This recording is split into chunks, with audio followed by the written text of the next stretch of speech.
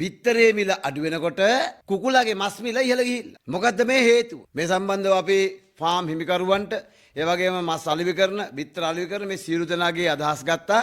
ඒගොල්ලෝ අපට සාක්ෂියිතව වෙලා තිබෙනවා.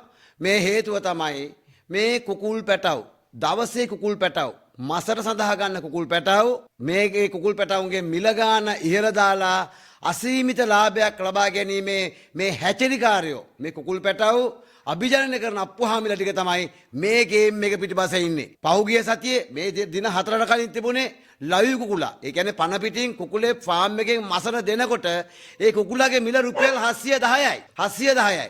අද මේ කුකුලාගේ මිල වෙලා තිබෙනවා රුපියල් 780ත් 800ත් අතර. එතකොට ඒක තුලින් වැඩි වෙනවා ප්‍රෙස්මස් එකක්. ඒ කියන්නේ ලයු කුකුලා මරලා ප්‍රෙස්මස් කියලා තියෙනවා. මේ ප්‍රෙස්මස් කිලෝ එක මිල රුපියල් 120න් විතර වැඩි වෙනවා. පෞගිය දවස්වල තුන රුපියල් 1200යි 1250යි. අද වෙනකොට රුපියල් 1400 මට අවිල්ලා. මෙන්න මේව බලන්නේ නැද්ද ආණ්ඩුවේ වෙළඳ ඇමතිවරයා සහ කුෂිකර්ම ඇමතිවරයා? මේ විදිහට අසීමිත ලාභ ලබා දෙන්න පුළුවන්ද මේ සීමිත මේ හැචරි අප්පුහාමිලාට? ඒගොල්ලෝ කුකුල් පැටියෙකුට ඒගොල්ලන්ට වියදම යන්නේ රුපියල් 150යි 200යි. යාලා විකුණන්නේ රුපියල් 250යි 300 පහුගිය දවස්වල. දැන් මේ මස් මිල වැඩි වීමත් එක්ක දවසේ කුකුල් පැටිය රුපියල් 450 407 මිල ගිහින් තියෙනවා. එතකොට මේ දවසේ කුකුල් පැටව ටික විකුණ ගන්න අපි කන මස් කෑල්ල මිල වැඩි කරන මේ පාදඩ මේ මිල සංස්කෘතිය වහම නවත්තන්න ඕන. මෙවැනි ආකාරයට වෙළඳපොළ හසුරවන්න දෙනවා නම් මේ අප්පුහාමිලට අර සුකෝපෝගී අර මෙට්‍රෝ බස් දාලා බස් සමාගම මාපියාව කැඩුවා වගේ මෙන්න මේ කඩන්න ඕන. කුෂිකර්ම මාත්‍යාංශයට පුළුවන් මේ වැඩේ කරන්න. දැන් පහුගිය දවස්වල බිත්තර මිල වැඩි වුණා. රුපියල් 50ට ආසන්නට ගියා. කිව්වා බඩේරුක ප්‍රශ්නයක් තියෙන කියලා. රාහකාත අපිට කිව්වා රයිට් බඩේරුක අපි සූදානම් වෙල්වල වගා කරන්න. ඒ කියනකොට කොහොම හරි කළා බිත්තර මිල අඩු වුණා.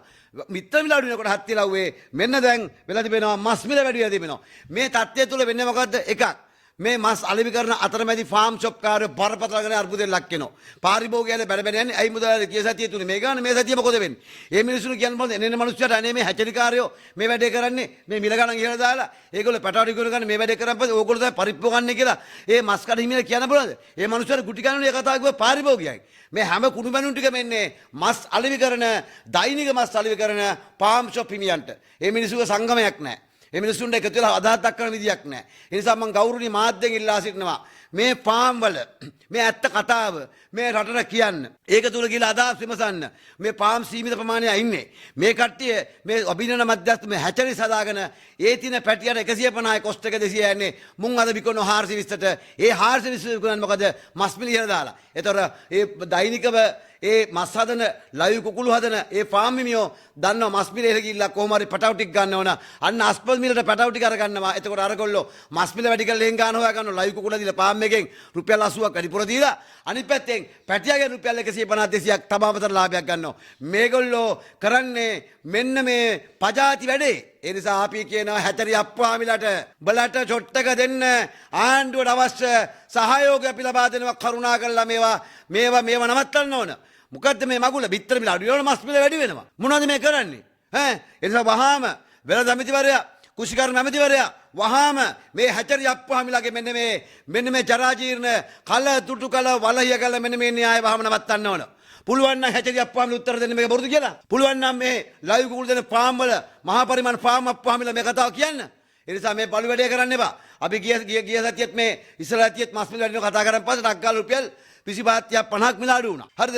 දැනුත් මේ වෙලාවේ නොසිතූ මොහොත මිල ගන්න වැඩි වෙලා. දැන් ගිය සතියේ මේ එහා පැත්ත කඩේ තුනේ 1180යි. අද යනකොට 1350යි. ඉතින් මේ මිනිස්සු අනේ පිළිසිටුවර නෙමෙයි අතරින් වෙන වැඩිවීම පාඩුවරා මිනිස්සුන්ට දෙන්න. ඉතින් මේක පරිප්පෝගන්නේ පාරිභෝගියා. හරිද? අද මාළු මිල යම් මට්ටම ඉහළ ගිහලා තිබෙනවා. අද පාරිභෝගික යන තියෙන මස් කෑල්ලක් කන්න බිත්තර මිල වැඩි වීම තුන දැන් බිල රුපියල් 40ට ප්‍රමාණයක් අඩු වෙලා තිබෙනවා. අපි ඉස්තුවන්ත වෙනවා. එහෙම තියෙද්දි මස් මිල වැඩි උනේ මොකෝ කුකුල්ලොන්ට කන්න දෙන කෑම වල මොනවාරි හයි ප්‍රෝටීන් එහෙම නැත්නම් රත්තරන් කුඩු එහෙම නැත්නම් මොනවාම ආකාරයේ විටමින් වර්ගයක් මේ පාම් වල මේ මස් වලට අතුල් කරලා තියෙනවද? නෑ. මේ තියෙන්නේ හැචරිකාරයෝ කල තුටු කල වලහිය ගන්න න්‍යාය. මෙන්න මේ සම්බන්ධව පාරිභෝගික ඇමතිවරයා කුෂිකර්ම ඇමතිවරයාගේ අවධානය ලක් කළා මේ අප්පුහාමිල මේ ගහන ගේම් එක වහාම නවත්තන්න. මාපියාවන් ඔබතුමාලා කඩලා තියෙනවා. මේ මාපියාව කඩන්න කියන එක තමයි ජාතික පාරිභෝගික පෙරහරට ඔබතුමාලා ගෞරවයෙන් පිල්ලා සිටින්නේ. ඒ වගේම අද අපි දැක්කා මුදල් කාර්ය සභාවේ හර්ෂ සිල්ලා ඇමතිවරයාත් ඒ නිලධාරීන් කතා කරා මේ සුරාබදු එකත් එක්ක සම්බන්ධව මේ ස්ටිකර් කතන්දරේ. මේක ඒගොල්ලන්ට අහුන්නේ නැති කෑල්ල. ඒ තමයි අද ලංකාවේ මත්පැන් වල වැඩිම පරිභෝජනය වෙන්නේ ගල් අරක්කු කියන එක. ගල් අරක්කු. ගල් අරක්කු බෝතලේ කාලේ පාගේ බෝතලේ සීල් එක නොගහ තියන්නේ ඇයි කියන්නකො ස්ටිකරේ. අන්න ඒක වංචාව. ඒක හර්ෂට අහුන්නේ නැහැ. හරිද? හර්ෂේ මොකද මන් දාලා හර්ෂ මත්පැන් පානය කරන්නේ නැති වෙයිද? නැත්තම් ලංකාවේ ඕන කෙනෙක් බලන්න ඕන බාර් එකකින් අරගෙන ගිහිල්ලා මොකද්ද කරන්නේ? ගල් බෝතලේ කාලේ කුප්පියේ බාගේ බෝතලේ ගල් බෝතලේ ස්ටිකරේ නෑ. හැබැයි පිටරටින් ගේන වෙන්න පුළුවන් අනිකුත් ලංකාවේ නිෂ්පාදන හැම එකම තියෙනවා ස්ටිකරේ. ගල් බෝතලේ නෑ. ඇයි? වැඩිම අලවිය තියෙන්නේ ඒක.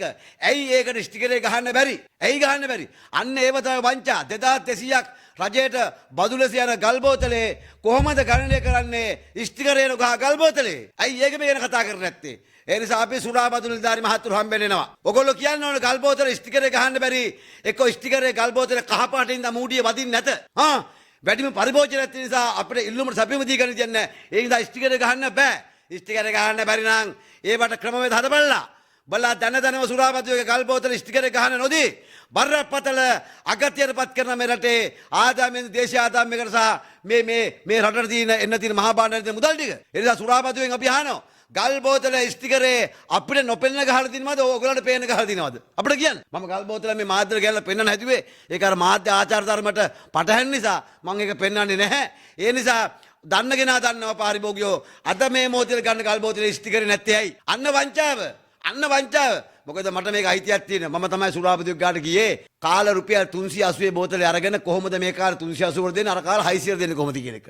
ඒත් එතනින් පත් තමයි සුරාබදුවෙක් ගාවට කට්ටිය ගිහලා සීලුම දේවල් කරලා ඔය මේ දේවල් ආදායම් ගන්න මේ උනේ. ඒ නිසා අපි හැමදාම කරලා තියෙන්නේ පළවෙනි ගල අපි ගහනවා ඊට පස්සේ කට්ටිය ගල් ගහගෙන යනවා.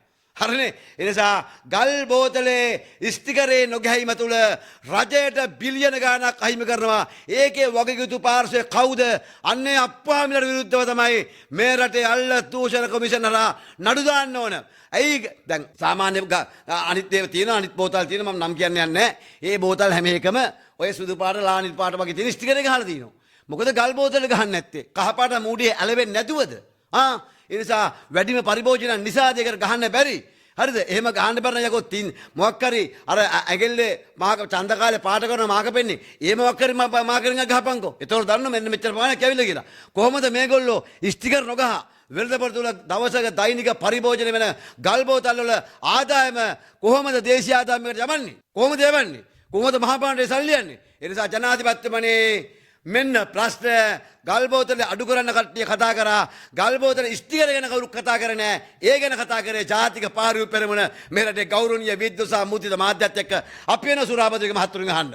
අපි වෙනවා ගල් බෝතලේ ස්ටිකර් ගහන්න බැරි හේතුව අපිට උත්තර දෙන්න ලෑස්ති වෙන කියලා තමයි අත්තාවේ සුරාබදුගේ ලොකු මහතුරුන් මතක් කරනවා. ඒක මේ වෙනකොට මේ වී ගොවියන්ගේ ප්‍රශ්නය දෛනිකව දිනපතාම මේ සම්බන්ධව ඇහෙනවා. ඒ මිනිසුන්ට සාධාරණ මිලක් ලබා දෙන්න සහ ඒ මිනිසුන්ගේ ඒ නියමිත ඒ අස්වැන්නට සාධාරණ මිලක් ලබා දෙන්න කියන එක. දැන් රජය කියලා තියෙන 120ට ගන්නවා කියන එක. ඒක රජය 120ට අරගන්නවා කියන එක තුල 120ට නෙමෙයි දැන් පෞද්ගලික මෝල්ලිමිය කියලා තියෙන ළඟට ගෙනල්ලා දුන්නොත් ගන්නම් කියලා.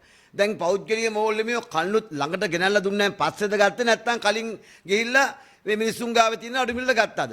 දැන් අඩු මිලට ගන්නකොට තමයි ළඟට යන්නේ. සාධාරණ මිලට ගන්නකොට ළඟට ගේන්න ඕන. මොකද්ද ඒ න්‍යාය? කවුද ඒ න්‍යාය හඳුන්වා දුන්නේ? ඒ නිසා අපි කියන මේ වෙලාවේ මේ රටේ ගොවියාගේ බත මේ රටේ සමස්ත ජනතාවට ලැබෙන්නේ නැත. වැඩිපුර භාවිතා කරන පිට රටින් ගෙන හාල් ටික. ඒ නිසා අපි කන්නේත් පිට රටින් ගෙන හාල්. ඒ නිසා අපිට මේ ගොවියාගේ අඳුනාව අහන්න තවදුරටත් අවස්ථාවක් නැහැ. ගොවියර දෙන සානාධාර අරේ මේ සියලු දේවල් නවත්තලා ගොවියගේ වගා බිම් ටික අද වගා ලෝකේ අද වගාවේ නව මේ ක්‍රමයකට අවිල්ලා දෙවෙන වෙනත් වගාවන්නද ආදේශ කරලා තියෙනවා. අපි යන්නේ කියන අන්නේ වගාවන්න වලට කුඹුරු ටික දෙන්න. නාමල් කරනත් අයියා අපි දැක්ක ගිහිල්ලා කුඹුරු ගෙඩියක් අල්ලන් එයා කතා කරන මේ කුඹුරුව ගැන. බොහොම හොඳයි. නාමල් අයියේ ඔන්න ඔය ගොවිතැන් වල නියර දෙකේ වගා කරන කුඹුරු ටික. හරිද? කොමඩු වලින් මෙලට ආදායම ගේන්න බෑ. කොමඩු කිලෝ විකුණ ගන්න බැරුව ඉන්නව අන්න හම්බන්තොට සූර්යයා පැත්තේ මිනිස්සු. හරිද? ඒවට සාධාරණ මිලක් දෙන්න. අද ලංකාවේ හැම ජාතික පාසලක් ගාම දාලා තියෙන බින්චුන් කියන චීනෙන් ගෙනාව හත් ඉලව්වා. හරිද? මේ හැම පාසලක් ගාම ඇයි මේ කොමඩු ජූස් එකක්, ඇයි මේ වෙරළු ජූස් එක මේ අපේ රටේ පළතුරු වලින් මේ ප්‍රෙස් පිරිසිදු මේ ජූස් එක ලබා දෙන වැඩ පිළිලා කාණ්ඩුව හදන්න බැරිද? අපි දැක්කා දේශීය අවන්ඩල් මුල්ගල් කියන් යනවා. ඒක ඉතා හොඳ වැඩක්. ඉතා ඉක්මනින් අපි කියනවා මෙන්න මේ ගොවියගේ මෙන්න මේ වී ප්‍රශ්නයට විසඳුමක් ඇටියට විකල්ප ඕගොල්ලෝ අපි ඒ වෙලාවේ කිව්වා දැන් එදා ඊපෙදකෝ බඩේරු මොකා කරන්න කියලා. ඉතින් හොඳ වැඩ. බඩේරු වලට ඉල්ලුමක් කරලා බිත්තරක් අඩුවෙන් හරි කන්න පුළුවන්. මස් කෑල්ලකට අඩුවෙන් කන්න පුළුවන්. හරිද? ඒ නිසා මේ ගොවියාගේ ප්‍රශ්නය තව දුරටත් අපිට නම් මේක හංගින්නත් බෑ. අපි කියන්නේ ගොවියාට ඕගොල්ලෝගේ හාල් අපිට එපා. අපිට වෙළඳාමතිවරයා ඉන්න වෙළඳාමතිව අපිට හාල් ගේනවා. මේ රටේ කිසිදු හානියක් නැති වෙන්න හිගයක් නැති වෙන වෙළඳ පොලේ ඕන්තර හාල් තියෙනවා. අද හාල් මේ අඩුවෙන් තියෙනවා. මම ගියා දැක්කා කැකුළු හාල් කියලා රුපියල් 180 කුණු. මෙහා පැත්තේ කඩේ 180යි. හරි? අර පුණ්ණිකිරි කියලා තියෙනවා. අන්න ඒකට වැඩිපුර විකුණු රුපියල් 280යි 300 විතර. කීරිසම්බ ඕනේ නැහැ. කීරිසම්බ විකිණීම සම්පූර්ණ ව්‍යාපාරික මහත්වරු ඉවත් වෙන්න.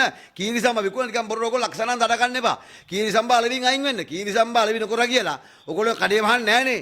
හරි ගමේ කොටේ ඉන්න ජේමිස් මාමා කරුණාවති නන්දා ඉන්නේ කීරිසම්බ හොයන්න. එයාලා එන්නේ සුදු කැකුළු කිලෝ එකක්, රතු කැකුළු කිලෝ එකක්, නාඩු කිලෝ එකක්, ඕන්න සම්බ කිලෝ එකක් අරයන්.